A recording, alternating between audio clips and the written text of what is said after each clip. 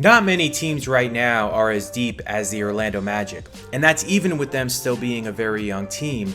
Their newest relatively young player is Tristan da Silva, selected by Orlando with the 18th overall pick in the 2024 NBA draft out of the University of Colorado. Now, he played all 4 years in college and comes into the league as a 23-year-old, which could help him make an immediate impact with his experience. Da Silva is a renaissance man on the basketball court. He could shoot, pass, handle the ball, run the floor, cut, and defend. It remains to be seen whether he'll do any of those things at an elite level, but the foundation is there for him to do a little bit of everything. The most glaring thing from his summer league play was his shooting touch from three-point range.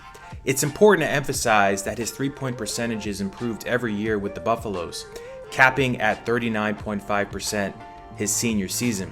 In summer league, he made 10 of his 17 three-point attempts, which is 58.8%, obviously an outstanding mark. What's going to be most significant come the regular season is that he's going to provide the necessary floor spacing for when Orlando's playmakers, primarily Paolo Banchero and Franz Wagner, get into the paint, which they do often, collapse the defense, and survey the perimeter to find open three-point shooters for spray-out threes. Last season, the Magic ranked 20th in total kick-out from the paint three-point attempts and were 17th in percentage. As you can see from these clips, Da Silva is very comfortable being a stationary outside threat, waiting for the kick-out pass to come. Also big was how well he shot it from the three-point corners.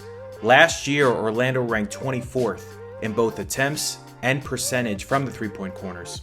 Another thing was his ability to knock down long-distance shots following relocation.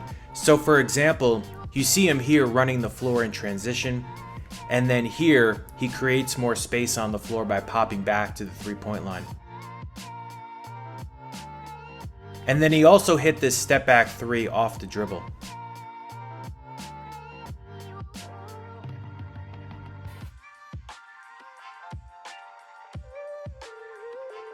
Occasionally in college, we'd see him operate from the post and use his size against smaller defenders.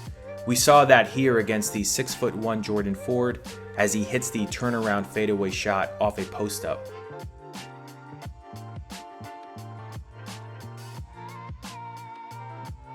Now this one he missed right before the end of the first half against New Orleans with the 6'4" Isaiah Brockington as the defender.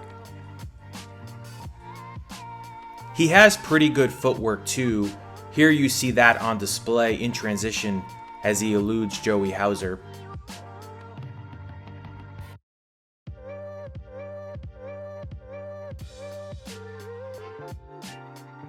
And then here you see him use that nifty spin move to evade Jordan Hawkins.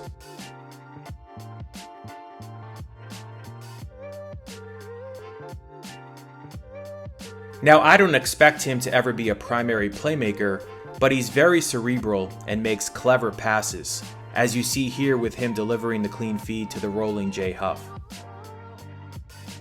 He can handle the ball a little bit in transition as well, as you see here with him finding Jet Howard on the break.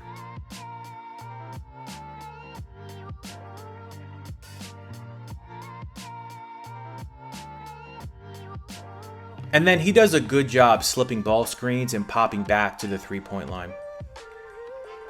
I don't expect him to be the ball handler and creator in pick and rolls much, but here you see him navigate a screen, get into the paint, and connect on the N1.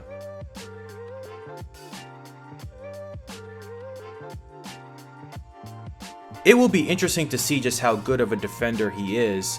He seems to move his feet pretty well laterally, and is really good contesting shots on the perimeter with his length.